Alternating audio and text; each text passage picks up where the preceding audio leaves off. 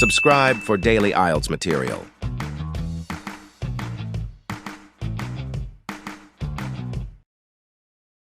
Listening Practice Test. Please turn to Section 1 of Listening Practice Test. Section 1. Listen to the conversation between a Japanese student and a housing officer and complete the form. First, you have some time to look at questions 1 to 5.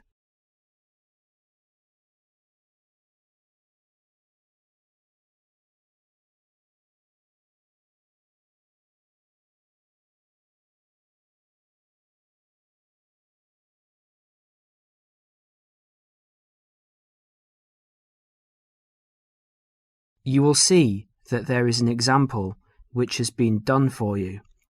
The conversation relating to this will be played first. Yes, what can I do for you? My friend is in a homestay and she really enjoys it, so I'd like to join a family as well. Okay, let me get some details. What's your name? My name is Keiko Yoichini. Could you spell your family name for me, please? Yes, it's Yoichini. That's Yuichini. The student's family name is Yuichini, so that has been written on the form. Now we shall begin. You should answer the questions as you listen, because you will not hear the recording a second time. Now listen carefully and answer questions 1 to 5. Yes, what can I do for you? My friend is in a homestay and she really enjoys it, so I'd like to join a family as well. Okay, let me get some details. What's your name? My name is Keiko Yoichini. Could you spell your family name for me, please? Yes, it's Yoichini. That's Yuichini. And your first name? It's Keiko. Keiko. That's Keiko Yuichini. Okay. And you're female. And your nationality? I'm Japanese. Right. And could I see your passport, please? Here it is. Okay, your passport number is JO6337. And you are how old? I'm 28 years old.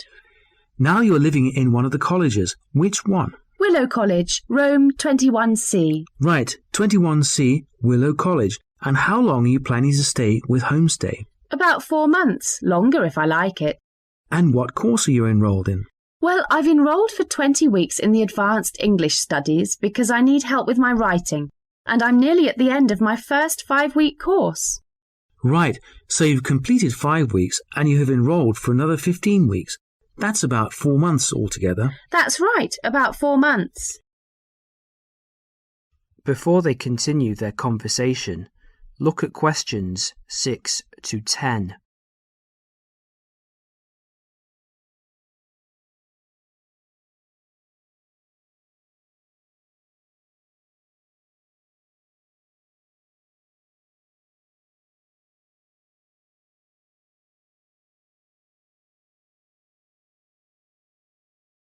As you listen to the rest of the conversation, complete the form by filling in the numbered spaces 6 to 10. Okay. Do you have a preference for a family with children or without children? I like young children, but I like to be with older people. You know, I like someone of my own age. Okay. And do you smoke or drink? No and no. Would you mind being with a family of smokers? Yes, I would. I don't like smoking. I'd rather be with a family of people who do not smoke or drink. Okay, and what about pets? Oh, I love animals. I'm a veterinarian, so that's fine. The more the better. All right. Now what about you? Are you a vegetarian or do you have any special food requirements? No, I'm not a vegetarian, but I don't eat a lot of meat. I really like seafood. And what about your hobbies? I like reading and going to the movies. Do you play any sports? Yes, I joined the handball team, but I didn't like that, so I stopped playing. You know, I played tennis on the weekend with my friends. All right, let's see. Name, age, transport. Are you familiar with the public transport system? No, I'm not really, because I've been living on campus. I've been to the city a few times on the bus, but they're always late. What about the trains? I like catching trains. They're much faster. Well, let's go and check on the computer to see what I've got. Listen, would it be okay to leave this with me? Could you come back after class this afternoon? Yes, of course. I'll check my records and I will give you details this afternoon. Thank you for your help. It's a pleasure. I'll see you this afternoon. Bye. Bye. That is the end of section 1. You now have half a minute to check your answers.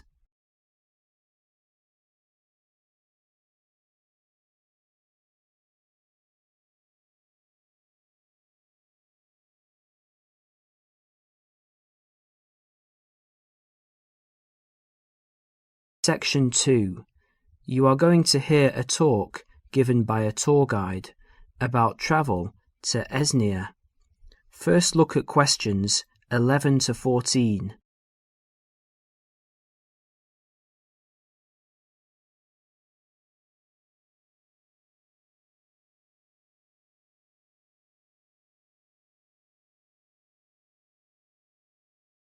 As you listen to the first part of the talk, answer questions 11 to 14. Hello everyone. As you know, this agency has specialized in tours and independent travel to Enzia for over 20 years. It's a magnificent place to visit, but it's not always as easy or as comfortable as it might be. So this tour is designed to help you handle the bureaucratic hassles and give you time and energy to enjoy the beauty of this breathtaking country. The first hassle is visas. Nowadays, Enzian visas are needed by almost all nationalities. The normal visa lasts for just 90 days, but a renewal is possible. It is worth leaving yourself plenty of time when applying, or I suggest, from experience, 2 months. That should do it. The latest confirmed price is £30, but it should be noted, and a lot of our regular travellers tell us that the price may change without notice and hold up visa processing. So ring up the Enzian embassy and check the price before sending out forms. Now, for those of you who are intending to take Enzia as part of a longer tour and want to wait till you get to another country, do remember that some Enzian consulates in neighbouring countries require you to provide a letter from your own embassy just to confirm your nationality. You can find a list of major embassies throughout the world in the student handbook on page 13. Oh, and one more thing. Check whether you need a multiple entry visa if you're leaving and re-entering Enzia on your tour. Before the talk continues, you will have a chance to look at questions 15 to 20.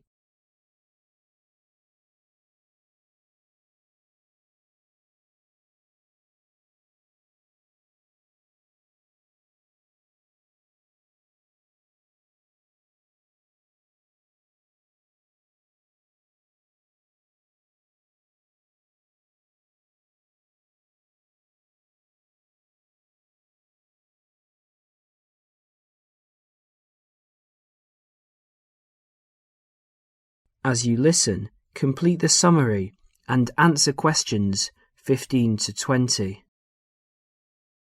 Now, some miscellaneous general advice.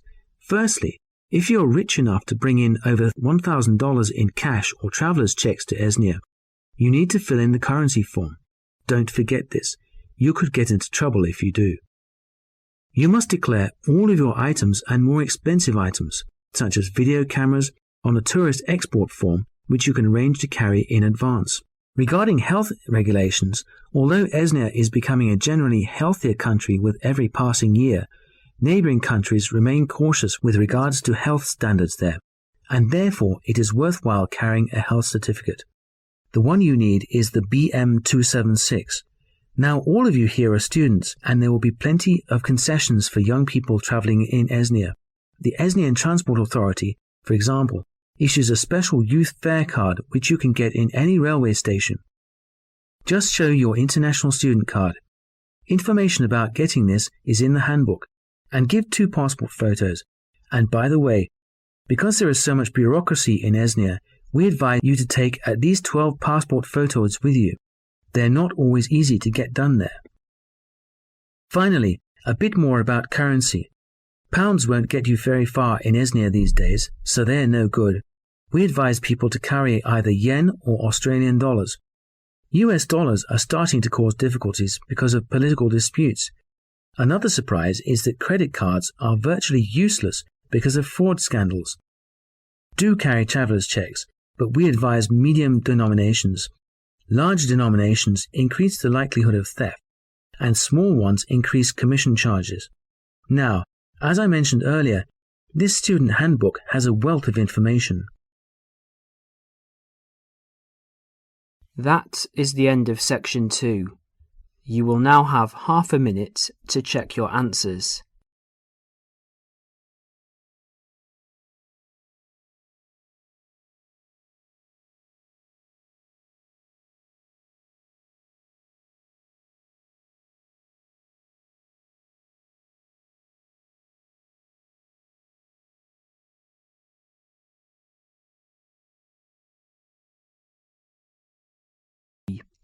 Section 3.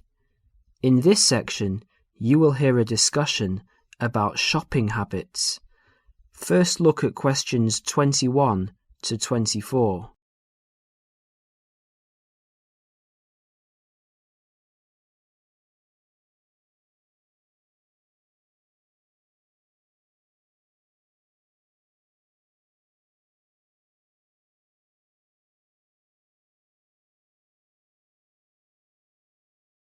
As you listen to the first part of the discussion, answer questions 21 to 24. Excuse me. I wonder if you'd mind answering a few questions. You see, I'm doing a project. Fine, what's this on? Well, I'm looking at the people's shopping habits. Okay. Can I ask you, first of all, are you a student? Well, I was a student here last year, but since then I've left, and I'm working in a bank now as a cashier. I just came to see a friend. Oh, that's okay. So how often do you go shopping? Oh, I buy a lot of books. Should I exclude books? Oh, if you leave books aside, what about shopping for all of your personal items, study things, and that sort of thing? Okay, because I go to the supermarket almost every day, it seems the other things, I'd say, I tend to do it every other week.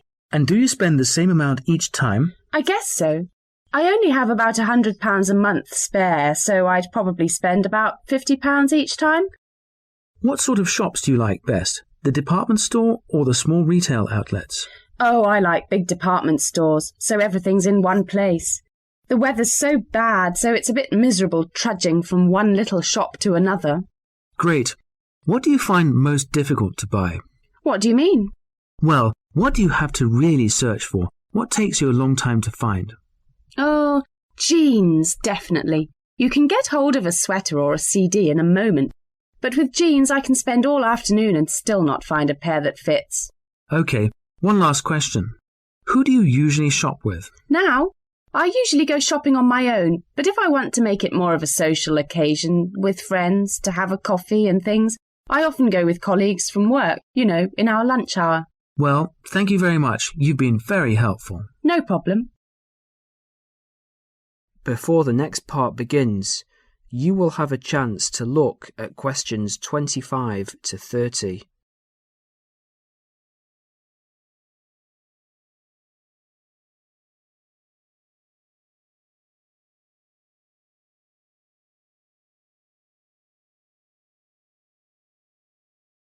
As you listen, answer questions 25 to 30. Hello, Dale. How did you get on with your shopping inquiries? Well, I got 50 people to answer questions and the results were quite interesting. OK, let's have a look. Well, those were handouts and here you can see that the majority of people I interviewed said they went shopping once a week. Most often, that was the weekend. Right. For those people who spend enormous amounts of money, if you see this chart, you can see that half the people spend £45 a month, and while 15% of people spend more than that, an average of £75, the rest spend relatively small amounts. Even the regular shoppers spend no more than £20 a month. Window shoppers? Yes, I asked them what kinds of shops they prefer, and the response was unanimous. Everyone went for department stores. I think that's what young people today want. That's understandable, and that's a useful statistic, I think. I also talked to them about the things they found most difficult to buy. I thought the answer was going to be something like books or study materials, but it's always clothes. They have problems with things related to hobbies. As far as sportswear is concerned, they complain about the lack of shops that sell it. Not many had trouble buying sweaters and things like that, but shoes and trousers were really problematic. Was that, again, because there just isn't enough variety? Yes, they say everywhere they just come across the same styles, so they just give up after a while. I know what they mean. Lastly, I asked them whom they want to shop with. That is the end of section 3. You will now have half a minute to check your answers.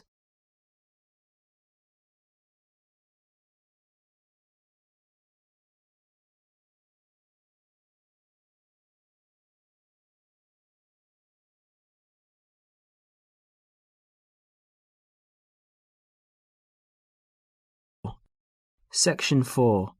In this section, you will hear a lecture about study and answer questions 31 to 40. First look at questions 31 to 40.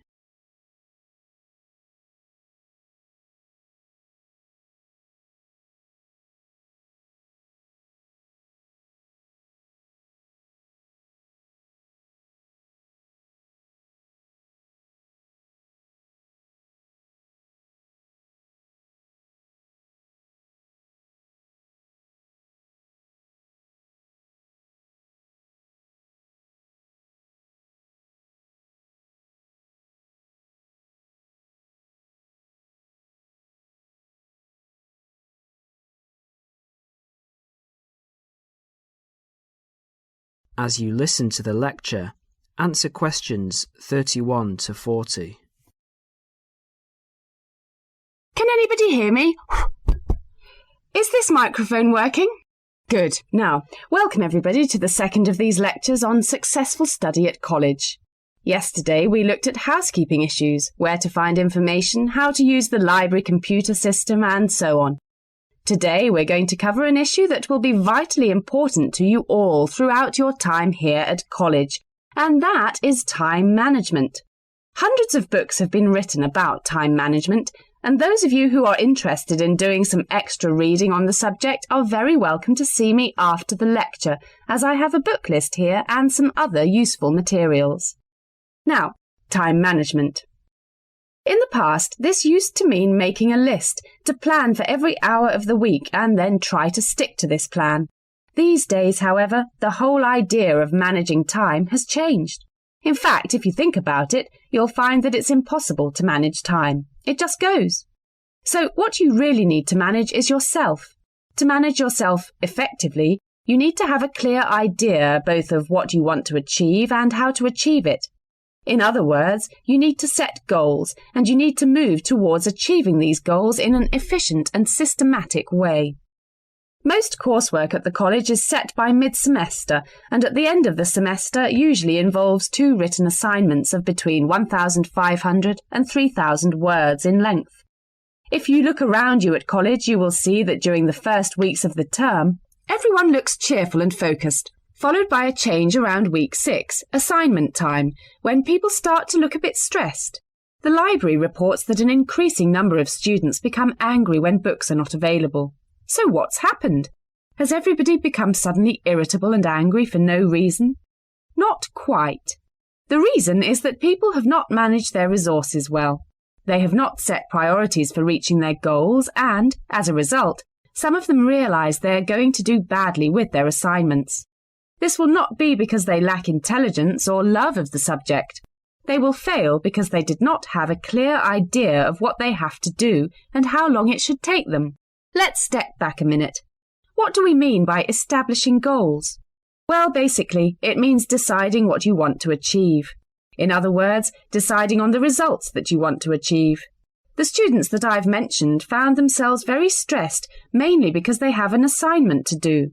But they did not fully think through the effect that this would have on their day-to-day life. There's an awful lot of spare time in a day. For example, if you manage to spend some of that time, even just 1 hour, on an activity that helps you with your study, that 1 hour could have a major impact in your course, particularly if you make it a regular habit. I'd like to ask you now to have a look at the planners in your information kits. You will see that there are 3, 1 term planner, 1 weekly planner, and 1 daily planner. The term planner is to help you get an overview of everything that you will need to do for the term. The weekly planner is to help you week by week, and the daily planner will help you with the really detailed planning. Before we go any further, I would like you to make a note in your daily planner right now. I want you to picture how you could make a major difference in your life by spending just 1 hour a day on some activities for the next term. Background reading, for example, or preparing a bibliography. Now imagine the benefit at the end of the term. The term diary and the weekly diary are the most important ones. However, a week is really the shortest time you have to establish an overview of your time for planning purposes. Now you need to set priorities for the term. Work out how you could achieve those priorities and the results that you desire. If you can get into the habit of planning like this, you'll soon find that you've actually had more time than before to spend on relaxation and other activities that you enjoy. Now let's share some of the ideas that you've come up with. I'll divide you up into groups to share your ideas. OK. That is the end of section 4. You will now have half a minute to check your answers.